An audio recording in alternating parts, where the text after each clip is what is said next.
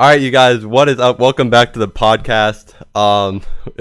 We took like a little bit of a break, but it was like Thanksgiving and all that. So we are back, and we're gonna try to post consistently again. And we're back with an intro song this time. And why don't we start off by talking about how Dalton doesn't know how to spell Young Vince's name? Hey, first of all, you guys won't even know that because y'all won't see the first intro. But I kind of just did a little autocorrect on Young Vin's name, so my apologies for that sincerely. But yeah, that happened. Apologies accepted. How did you get a V in there? That's what I don't know. It just about. happened. Young Vin. Young Kind of like Vin. that though. That's dope. It's your new name, Young Vin. That sounds kind of cool, I guess. Yeah. Okay. The V. I mean, it sounded. I mean, I don't know. It just happened. I guess. Yeah, It is dude, what that it was is. kind of funny. But yeah, we have that. We have an intro sort of graphics. If you're watching the YouTube version, you'll see that. And thanks to Dalton for that. So let's just jump straight into the podcast. Well, the main topic we're going to talk about is the Negro Leagues. But first, what happened yesterday, which kind of has to do with Negro Leagues too, is the Indians had a name change. And I guess it's like the whole cancel culture sort of thing. So why don't we start with you, Dalton? Because you were pretty mad about it, correct? Oh yeah, it's annoying. Cancel culture has gotten to the point where they think everything can just be taken away within seconds. They think they can delete history and just make it act like it never happened before. And this is a good example of it. I saw this coming whenever the Washington Redskins had their name changed. That a lot of teams were going to get, they were going to bow down to cancel culture, and this is exactly what they did in this case. They took out the name of the Indians and they're going to change it, which is stupid to me, honestly. Yeah. But So another thing I have with it is, and I thought about this for the longest time. If you want to get a name change, don't go bland like football team. Washington yeah, D.C. was the capital of America. They could have come up with anything better. They could have come up with anything patriotic, like the Lincolns or anything like that. dude, you could have so many You're cool telling me you could have so many cool name ideas if you're in Washington D.C. Like you said, like the Liberties or something like that. the The Liberties. Eagles. Yeah. Well, there's already the Eagles. But Well, the Eagles are already a team. The Golden Eagles could have been used. I mean, heck, who knows? But yeah, of course. Go ahead. it's easy to find a team name. I feel like you could have a fan contest. You have like hundreds of workers for the Redskins or the football team now.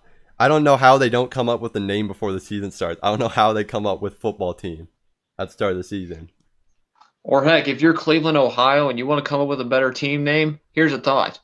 Cleveland, Ohio is the home of the Rock and Roll Hall of Fame, right? I'm pretty sure. Exactly, yeah. So why don't you come up with a name like, oh, I don't know, the Rockers or something like that? Some guy actually This shit, commented. Some guy commented on my video, the Cleveland Rock Stars. I think that would be the best name. Like have the yes, logo be the star or something. or just like a Uh, giant guitar or something. That'd be pretty cool. Yeah. Not the So, freaking spiders. dude, a guitar would be really Spider. cool. So yeah, you think it's pretty much all bad? I don't know. The thing is, like, I don't know exactly how Native Americans feel about the Indians. I think they had bad feeling. They didn't like the name Redskins because I think that's more of like a name that's used to like, I don't know, like a derogatory saying against them. I think Indians is more of just. I think it's a little bit of a stretch because Indians. I don't think that's specifically trying to like put down the Native Americans or stuff like that. I was a little, but I at the same time I think it doesn't really erase the history because the team name and the history behind it is still there. Like you still can look back at Indians history and see that their team name was Indian. So at the end of the day, to me, it is just a team name, and it doesn't frustrate me like as much. But I think you were talking to me yesterday, and you said that they were even trying to cancel like the Rangers team name because it had something to do with cops or something. So I which think is they're kind just of taking it way too far. there's yeah, exactly. They're kind of stretching it. The Redskins, I was like, yeah, maybe. I think probably people don't want to be called Redskins or something like that. It might be a little racist, but now I think it's just gone a little too far. And a lot of teams are at risk of losing their names and stuff like that, their reputation, because of a team name that they didn't even come up with. So Right. what do you think about it, Youngbin? I'd say I have to agree with Satchel on this one. Like, it doesn't really affect me that much because it's just a team name, like to me, objectively. But if you look at the Native Americans, being called the Redskins or the Indians, it's Yeah, has like subjective, bias into it. So I would have to say it depends on what they have to say, really. yeah. Honestly, that's what I was thinking. Just if most Native Americans were like, yeah, I don't like the name Indians. I don't like a sports team being called that. Then like, I would be fine, completely fine with them changing names. So Yeah. yeah, we're kind of in like a new age where we're trying our hardest to like kind of be accepting of all types of people. And so this is actually a big debate. I didn't know Dalton's opinion on it. I don't know Youngman's yet, but the Negro Leagues. So there's a huge debate about whether Negro Leagues, players in Negro Leagues, those stats should count as in MLB history or not. So I personally think they do. What about you guys? Who wants to start? You could start. Just say Go ahead. first. Just say first. Whether you think they should or not. Personally, not. Okay. What about you, Um, Youngbin? Because I'd say personally, yes. okay. So why don't we start with Dalton?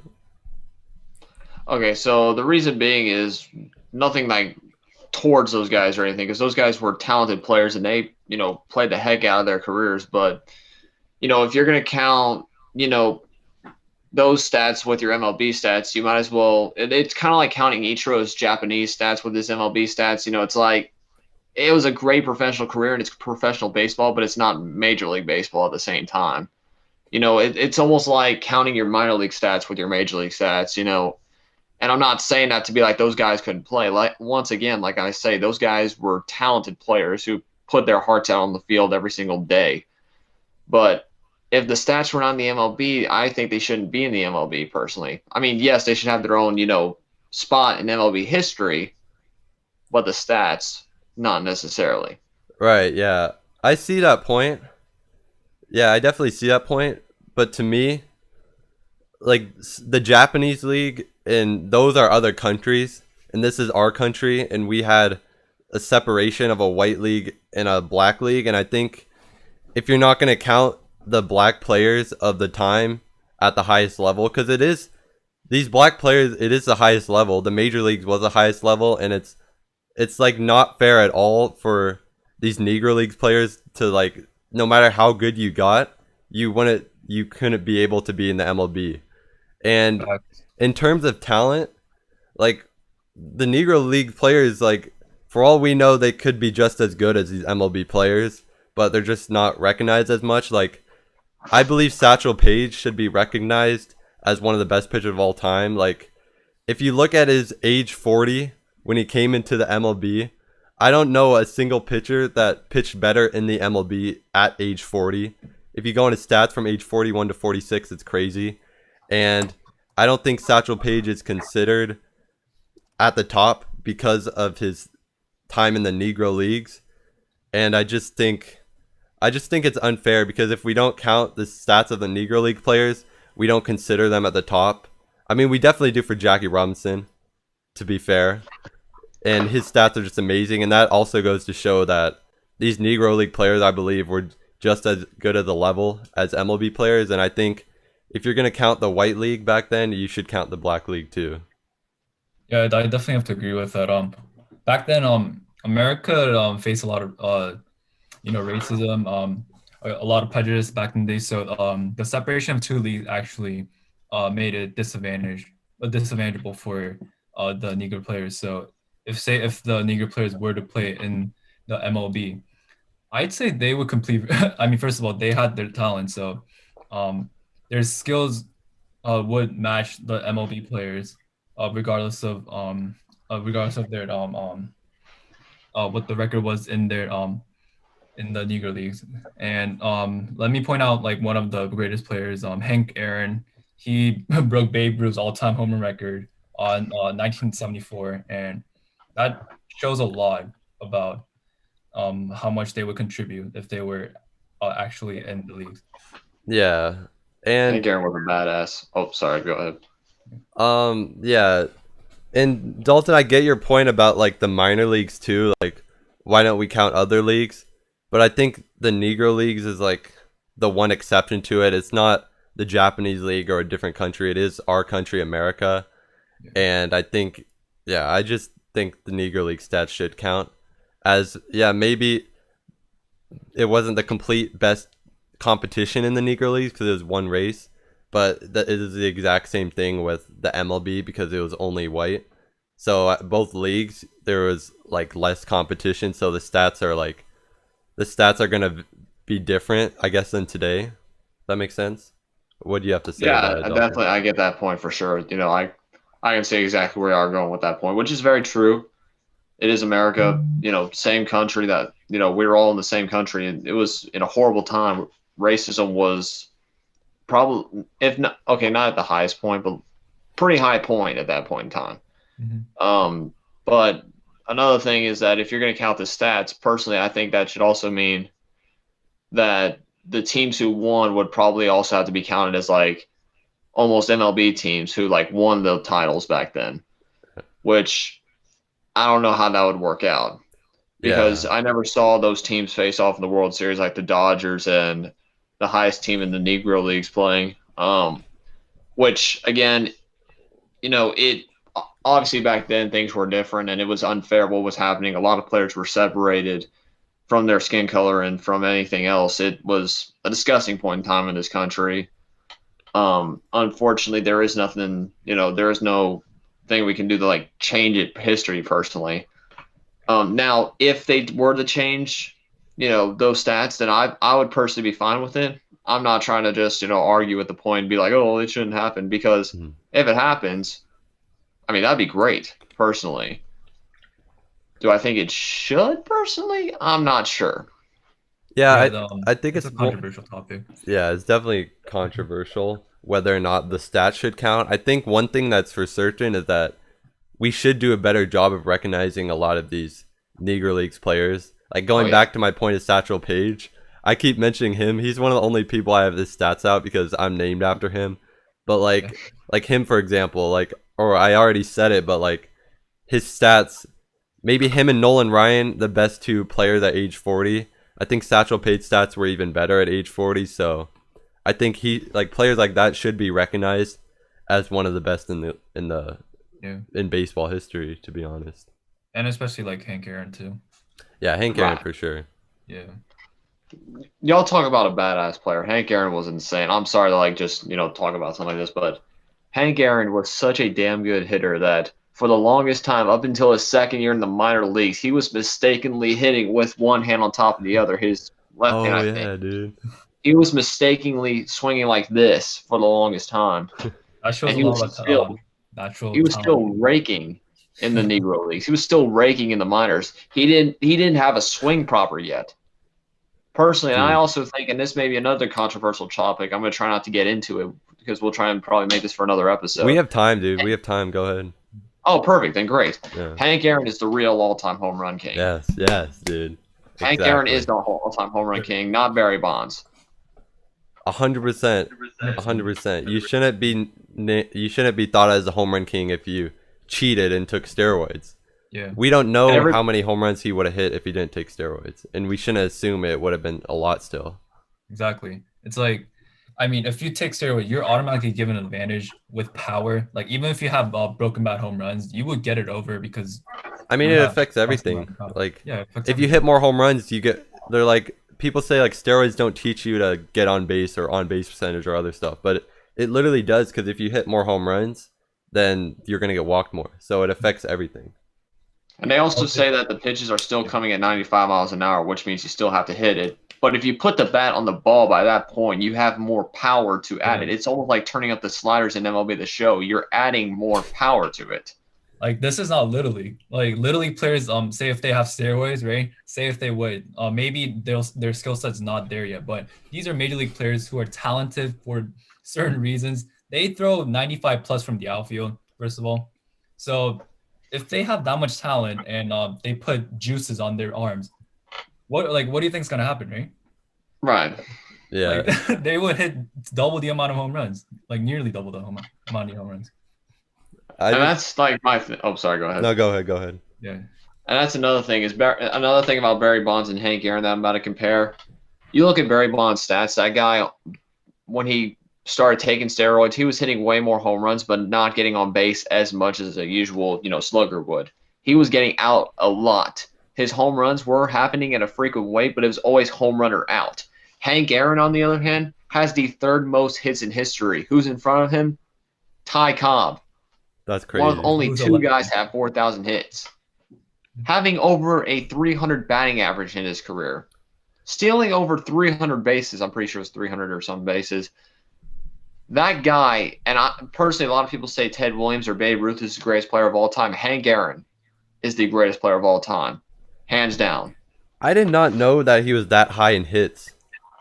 That's Yep, actually 3,700. that's pretty crazy to hit that well and hit home runs still. Because I've always considered just Babe Ruth and Ted Williams kind of the top two.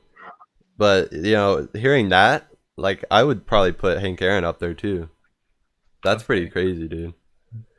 Oh, yeah. And another thing about steroids, I'll just say this one more thing. There's one more kind of argument about it, like steroids doesn't teach you to hit 95-mile-per-hour fastballs and stuff like that. I think Dalton, you said that.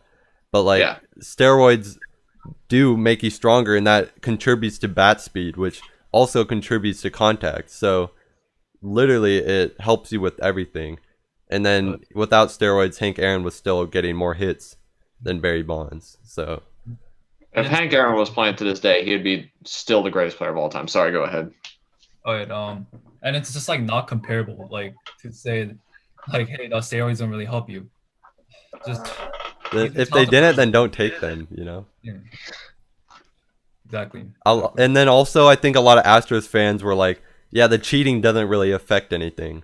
Then why would they do it if it didn't affect them? Then why'd you cheat? It's so I stupid. mean, if you were gonna win the World Series, why did you cheat, right? Like there has to be certain thing that you weren't certain about that made you cheat. Like you weren't confident enough to actually win the World Series. So Exactly. there you have it. You didn't win it properly.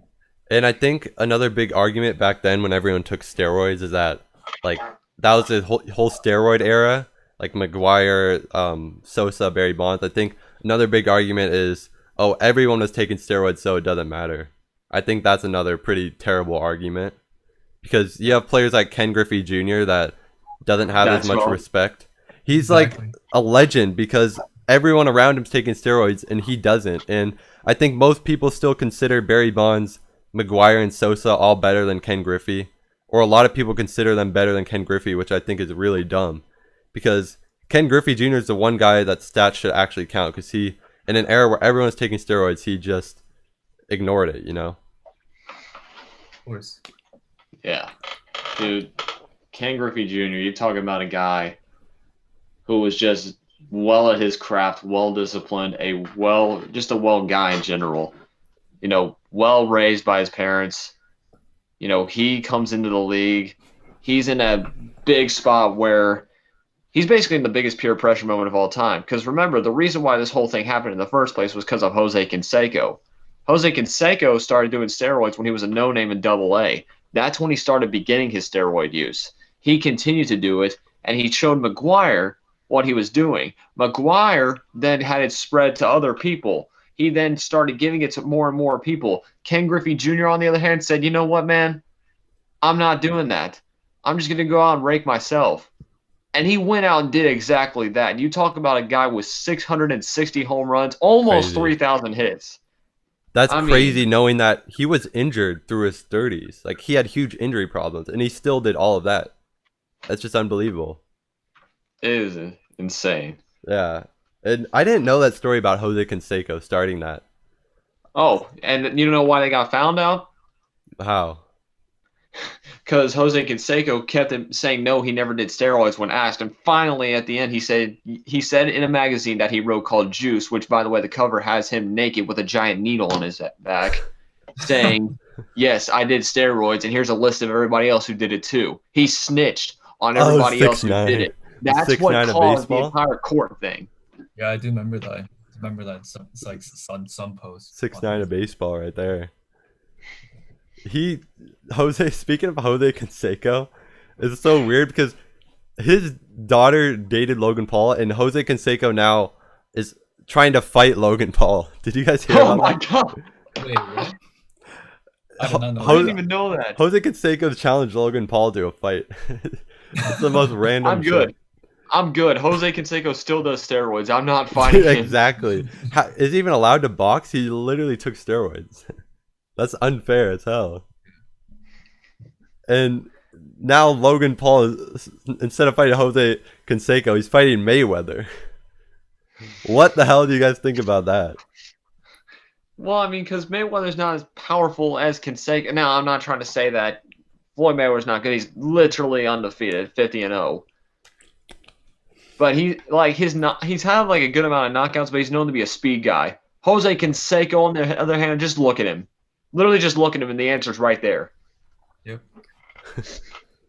Like his arms funny. are like the size of a tree trunk. Like, have you seen that? Dude, it's unreal. Him and Yeah. Barry Bonds too. It's like the Hulk in real life. Seriously. For man. real. It's so weird, dude. And yeah, I think it's so funny, the whole boxing in real life world. We might as well, this podcast is unhinged a little bit, so we might as well go to that. Did you guys see Jake Paul and Nate Robinson? Yes. Yeah. Bro, And that I was a little bit disappointed that Nate Robinson got knocked yeah. out, and he was sleeping like he never slept Dude. before. Like holy crap! I didn't know a YouTuber that only boxed for like a year and a half or 2 years could do that. He literally fell asleep. I did not expect that, dude. Yeah. He's just too short. He's like 5'10" or something. He was He's 5'7". and 5'7". 5'7"? Oh yeah, he's short. What the hell? Dude, that was the craziest thing. I share a birthday with Nate Robinson too, which is what made that thing way worse. Really? Yeah. Dude, he was also having a sponsorship with Wingstop before the fight, Nate Robinson, and I worked there. And he embarrassed us, dude. Okay. Absolutely. Okay. And Let's then, get back to the subjects. We're getting way too far into this, bro. We went from talking what about the were we Negro on? Leagues to What steroids. subject were we on? So we were talking about the Negro Leagues, and then we talked about how Hank Aaron was the all-time home run king. Then I talked about how he beat Barry Bonds. Then we talked about the steroid era. Following that, we talked about how Jose Canseco snitched. Then we talked about how Logan Paul is dating Jose Canseco's daughter, wanted to fight him. Then we got to the boxing part. There's your recap. You know what, Logan? One more thing. You know what, Logan Paul? How he responded to Jose Canseco calling him out. He said that's no problem. I love smashing Cansecos. He dated Jose Canseco's daughter. What a great response. I think he'd get beat the hell up though, personally. Fucking Jose Canseco's huge. He's yeah, he would definitely But yeah. like knock the shit out of him. Yeah, for sure. Okay, so yeah, Oh, wait, one more you Can I guys say one more thing? yeah. Okay, this is like a different topic, but then it's like related to steroids. But Okay. Matt, have you guys seen Matt Holiday? Yes. Yeah. Matt Holiday, do you think he used steroids or not? Because Yes. he, like, in my opinion, like for a guy with that kind of body size, it looks like he did. Yes. Maybe. For sure. He definitely did steroids. But like, it's No not question about If he never got tested, I don't really know, to be honest. it's very controversial because there's no way the guy is that like thick, like How thick was you have to look at his rookie picture then compare it to the end and see if there's a huge change. well, it could be like Jose Canseco though. Like, let's say if he was a minor league and then brought up to major leagues. Oh yeah, you're right. Yeah. Let me have a look. Yeah, okay. So last topic, I think, while Dalton's looking it up, I want to get to the last topic, which is big for me as an Angel fan. Trevor Bauer, they've pretty much brought Trevor Bauer down to two teams, which is Mets and Angels. All the rumors have been saying it's either one of these two teams. So Youngman, I think the last podcast, this time back from the last podcast, 'cause we actually talked about this, you predicted the Angels, correct? Yeah, I did. So it's turning out well.